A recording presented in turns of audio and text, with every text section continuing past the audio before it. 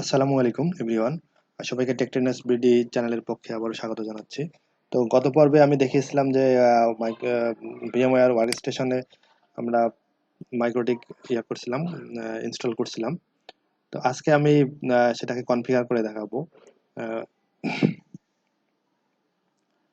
তো কনফিগার করার জন্য আপনার যেটি হবে যে আপনার যদি একটা রাউটার থাকে, রাউটারে আপনি যখন আইএসপি থেকে লাইন নেবেন, আইএসপি যে লোকজন তারা কিন্তু আপনাকে আহ, একটা আইপি অ্যাড্রেস,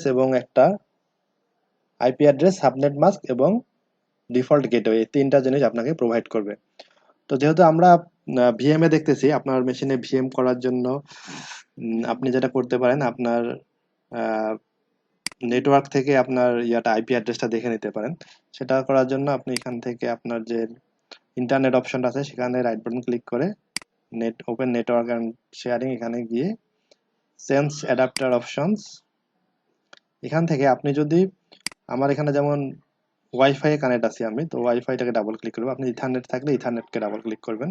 তাহলে আমি ওই ওয়াইফাই ডাবল ক্লিক করলাম, এরপর ডিটেলসে ক্লিক করলে কিন্তু আমার আইপি IPv4 অ্যাড্রেস, এই যে আমার অ্যাড্রেস হচ্ছে এটা, আমার ডিফল্ট গেটওয়ে এটা, আর সাবনেট মাস্ক এটা মানে হচ্ছে, এটা কিন্তু হচ্ছে 255 মানে হচ্ছে 24 বিট। তো মাইক্রোটিক রাউটারে কিন্তু আমরা এটার জন্য 24 দেব। তাহলে আমি এখান থেকে তিনটাই পাচ্ছি, একটা হচ্ছে আইপি অ্যাড্রেস, সাবনেট মাস্ক এবং ডিফল্ট গেটওয়ে। তো এই তিনটে জিনিস আপনার লাগবে, আপনার আইএসপি আপনাকে এগুলো প্রোভাইড করবে। আর আপনি যদি ভিএমএ করতে চান তাহলে এভাবে আপনি এখান থেকে দেখে নিতে পারেন। আমরা এই অ্যাড্রেসটা 1-এ দেব, হ্যাঁ, আর এটা হচ্ছে ডিফল্ট গেটওয়েতে দেবো। 1-এ দেবো 10.106, আর ডিফল্ট গেটওয়েতে দেবো 10.1। তো চলুন আমরা কনফিগার করি। তো sorry, যদি আমি পিং করি গুগলের, আপনারা জানেন যে 8.8, গুগলের অ্যাড্রেসটাকে যদি পিং করি তাহলে দেখুন এখানে কিন্তু কোনো প্রকার আমার দেখাচ্ছে না, টিটিএল টাইম কোনো কিছু, নো রুট টু হোস্ট দেখাচ্ছে। তো আমরা কিন্তু যখন আইপিটা বসাবো ওয়ান বা ল্যানের আইপি, তখন কিন্তু আমার এটি পিং করে পাবে। এখন কিন্তু পিং করে পাচ্ছে না। তো আমরা দেখি যে আইপি বসানোর পরে কি হয়। তো এটি এ পর্যন্ত থাক, আমরা আহ, যাই উইনবক্স থেকে আমরা প্রথমেই ইন্টারফেসে ইথারনেট 1 এবং ইথারনেট 2 আমরা একটু নামটা চেঞ্জ করি। প্রথমে এখানে ডাবল ক্লিক করতে হবে, এটার উপর ডাবল ক্লিক করলেই এখানে আমরা ইথারনেট 1টার সাথে এটা 1 দেই, তাহলে ইথার 1 আর এটা হচ্ছে ইথার 2, এটা হবে আমার ল্যানের আইপি থাকবে এটাতে।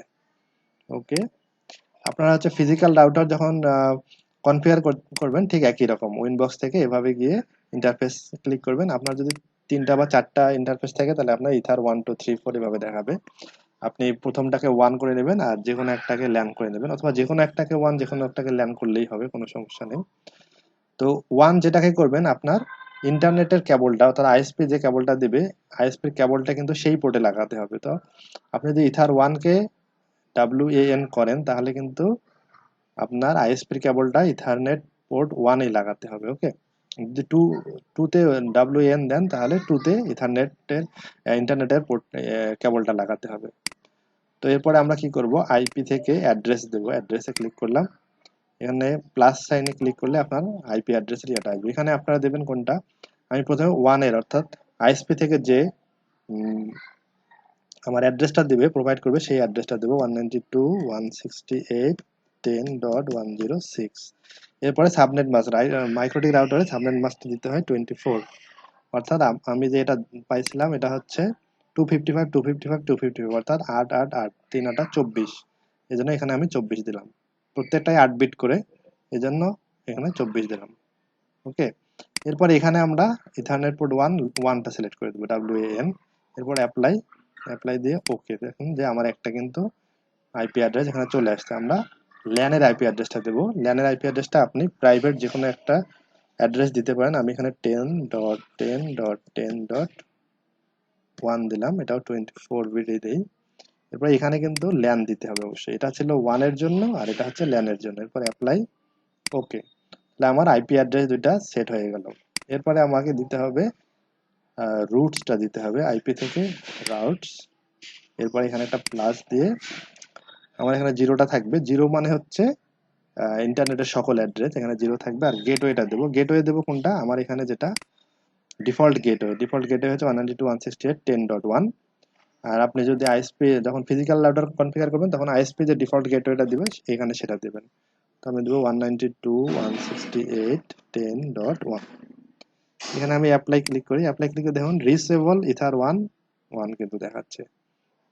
তাহলে আমি ওকে করলাম, তাহলে আমার রাউটস দেওয়া হয়ে গেছে। এরপরে আমি দেব আইপি থেকে ডিএনএস। ডিএনএস এর জন্য আমরা এখানে গুগলের যে ওয়েবসাইটের যে অ্যাড্রেস সেটা দেব 8.8.8, আরেকটা হচ্ছে 8.8.4.4। ওকে, তো আমার আইপি দেওয়া শেষ, রুটস দেওয়া শেষ, ডিএনএস দেওয়া শেষ। এরপরে আমার আরেকটা কাজ বাকি আছে, সেটা হচ্ছে নেট, অর্থাৎ ফায়ারওয়াল থেকে আমি নেটটা সিলেক্ট করবো। এখানে এখানে কিন্তু একটা জিনিস যে আইপি থেকে আমি ফায়ারওয়ালে যাব, ফায়ারওয়াল থেকে এরপরে নেট। ফার্স্ট টাইম কিন্তু ফিল্টার রুলস থাকবে, তো আমি নেটে ক্লিক করব, তারপরে প্লাস সাইন ক্লিক করব। প্লাস সাইন ক্লিক করার জেনারেল এখানে সোর্স নেট থাকবে এসআরসিএনএটি। এখানে আপনারা আউট ইন্টারফেসটা দেবেন হচ্ছে ইথার 1.1। এরপরে অ্যাকশন থেকে এখানে দিতে হবে মাস্কুয়ারেটটা সিলেক্ট করে দিতে হবে। অ্যাপ্লাই, ওকে, আপনার নেট ক্রিয়েট হয়ে গেছে। এখন কিন্তু আমি যদি আমার মেশিন থেকে আমার যে মাইক্রোটিক রাউটারে দেখুন, এখন যদি আমি আইপি অ্যাড্রেসটা দেখতে চাই, আইপি অ্যাড্রেস প্রিন্ট, তাহলে কিন্তু সরি এটিকে স্পেলিং ভুল হয়েছে, অ্যাড্রেস আইপি অ্যাড্রেস প্রিন্ট দিলে কিন্তু এখন আমার দুইটি আইপি অ্যাড্রেস দেখাচ্ছে, যে আমি 192.168.10.10 আর 10.10.1. এটা হচ্ছে ইথার 1 WAN, ইথার2 LAN। আচ্ছা, এরপরে আমি যদি পিং করি,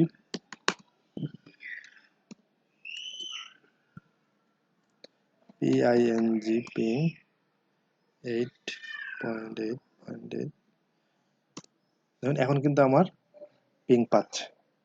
তার মানে আমার রাউটার কনফিগারেশনটা, বেসিক কনফিগারেশন একদম ঠিক আছে। এভাবে আপনারা রাউটার কনফিগার করে আপনি যদি ল্যানের পোর্টটা আপনি আপনার ল্যানের পোর্ট থেকে যে কেবলটা আসছে সেই কেবলটা যদি আপনি আপনার পিসিতে বা ল্যাপটপে লাগান, আপনার পিসি বা ল্যাপটপে দেখবেন যে আপনার ইন্টারনেট অ্যাক্সেস পেয়ে যাবেন।